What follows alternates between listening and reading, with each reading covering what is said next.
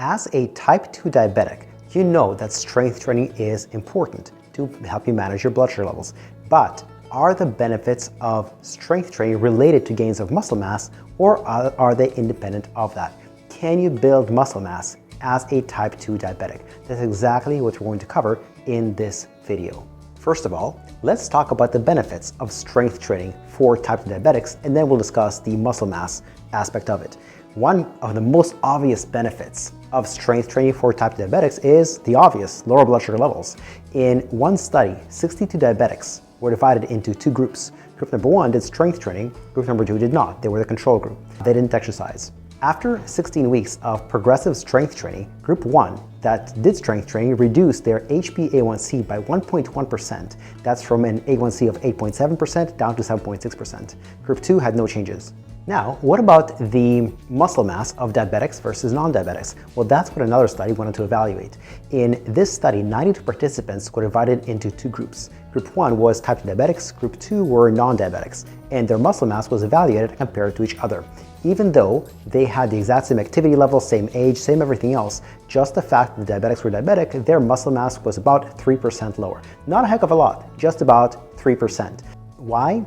That's because at any given moment, we have a balance of protein synthesis, that is building protein or substance muscle, and at the same time, there's protein degradation. They're both happening at the same time. If they are equal, then you don't lose muscle, you don't gain muscle. If protein synthesis is greater than protein degradation, you build muscle. If protein degradation is greater than protein synthesis, you lose muscle. And so what is it that causes greater muscle losses in type 2 diabetics? It is that their protein degradation is greater than in non-diabetics. So ultimately, let's come back to the question that we posed at the beginning of this video.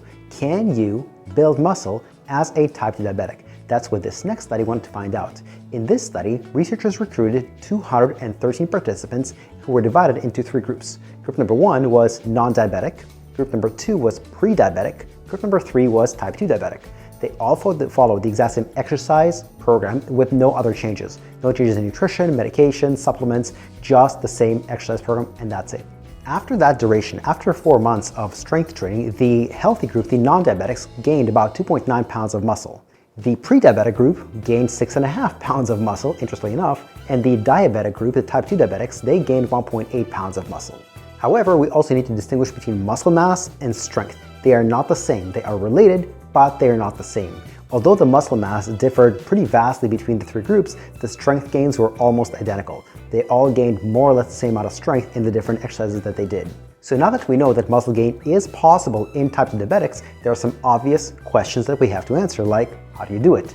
Some of that, most people are thinking just which exercises should I do? And those are indeed important to consider, but they're not the most important thing. We have to know the other variables. We have to know things like number of days per week, number of sets, and number of repetitions. Let's start with that, and then we'll go to the exercises. To grow muscle, there is a right dose. Just like with medications, if you take a dose that's too low, it's not going to do what it's supposed to do. If you take a dose that's excessive, it's going to do some damage, have side effects, and potentially kill you. If you take the right dose, you're going to have the right response to that medication. It's the same thing with exercise. If you don't do sufficient amounts of work, you're not going to get stronger or more muscular. If you do excessive, you might actually create more damage, more damage than good, and you might risk injury, risk burnout, etc. You have to have the right dose, so to speak, of exercise. So what's the right dose of strength training to grow muscle as a type 2 diabetic?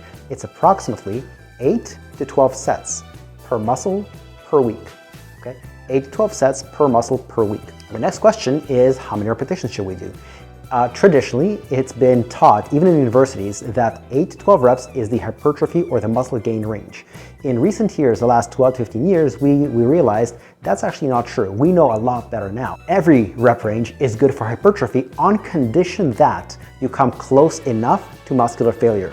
You don't necessarily need to reach muscular failure, but you have to get very close to it. Now, if you're wondering, what is muscular failure? Muscular failure is the point at which you cannot complete a single other repetition with good technique. In other words, if you're doing curls, you finished your 10 curls well, and your 11th one you have to pull back, so you reached failure on rep number 10. And so you can do as few as 5 reps or as many as 30 reps. They will all produce equal amounts of muscle growth or hypertrophy. Now, with heavier weights, you will gain more strength, With lighter weights, you will gain more endurance, but the hypertrophy will be virtually identical no matter how much weight you're lifting or how many reps you're doing, as long as you're coming relatively close to muscular failure. So now you know the right number of sets, which you can spread out however you like. Whether you do those 10 sets in 2 workouts or in 3 workouts or in 4 workouts per week, that doesn't matter. It's the weekly number of sets, not the weekly number of workouts, that's important. You know the number of reps, doesn't matter. 5 reps, 30 reps, they're all pretty good. Now you're probably wondering, which exercises should I do to gain muscle mass as a type 2 diabetic? You want to cover the major muscle groups, and I recommend doing full body workouts as opposed to body part splits. Body part splits are when you choose a muscle or two and you do those in one day. For example, one day you have a chest and back day. The next day you have an arms and legs day. The next day you have shoulders and abs. Don't do that. Do full body workouts. And so, which exercises should you choose? You should choose 6 to 8 exercises that cover more or less the entire body. Some examples, and that I've listed in my other videos as well, but I'll list them here also. So one great exercise is deadlifts or variations of it, like one-legged deadlifts and good mornings. They work the muscles of the hamstrings, glutes, and lower back. Another great exercise is lat pull-downs. They work the muscles of the biceps as well as the lats, the big, thick, broad back muscle. Another great exercise is the overhead press, which works the muscles of the shoulders and the triceps, the backs of the arms. A fourth great exercise is squats. Squats work the quadriceps, that's the front of your thighs, as well as the glutes, the butt muscles.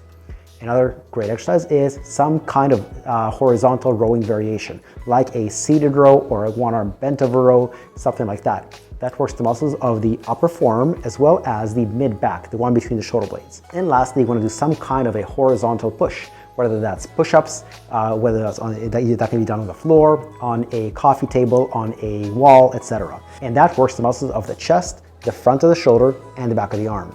These should be your core 6 exercises, and on top of that, you can add in another 1 to 4 more that you feel you need. Maybe abdominals, maybe calves, maybe your forearms, etc. But these 6 groups should make up the majority of your training, and then apply to those what the principles we talked about earlier of 8 to 12 sets and coming close to muscular failure at 5 to 30 reps. Of course, the secret sauce of any exercise program is not the exercises themselves. There are various different exercises that are interchangeable, so it's not really the exercises. The secret sauce is really the progression model. After all, it's not just called resistance training, it's called progressive resistance training. What does that mean? Every workout or every other workout, you should strive to do something a little bit harder than the previous workout. Whether that's lifting 1 more pound, doing 1 more repetition, resting a little bit less between sets. You should strive for some form of progression, either every workout or every other workout. Now, if all of this is overwhelming and complicated to you and you just want everything handed to you on a silver platter, we have a service that specializes in strength training for type 2 diabetics. If you click on the link below, it will take you to our homepage where one of our staff members will design the program for you. Now on our homepage, it just takes you to a link where you can schedule a free 10 to 15 minute Zoom chat. It's no pressure, no sales pitch, no obligation. It's just to understand your situation better and see whether or not we can work with you. The other part of building muscle, besides strength training, is also adequate protein. Protein is the raw material for muscle growth. And so there's always a question of, should I get it from food, should I get it from supplements? The answer is it really doesn't matter. If you can get an adequate amount from food, well, that's preferred. But if you can't get an adequate amount, then supplements start to make sense. Now, yes, there's protein powders, there's different kinds, there's whey, there's casein, there's pea, rice, hemp, etc. They're all fairly equal as long as you get adequate protein. Now, if you're wondering what are the best protein sources, how much protein should I be getting, etc., that's referenced in another video on your screen right now and in the description below. If you enjoyed this video, I have a free newsletter about exercise and nutrition for type 2 diabetics and people over 50. If you click on the other link in the description below, that will give you the opportunity to subscribe to that newsletter, and you always have the option of unsubscribing. Thank you and goodbye.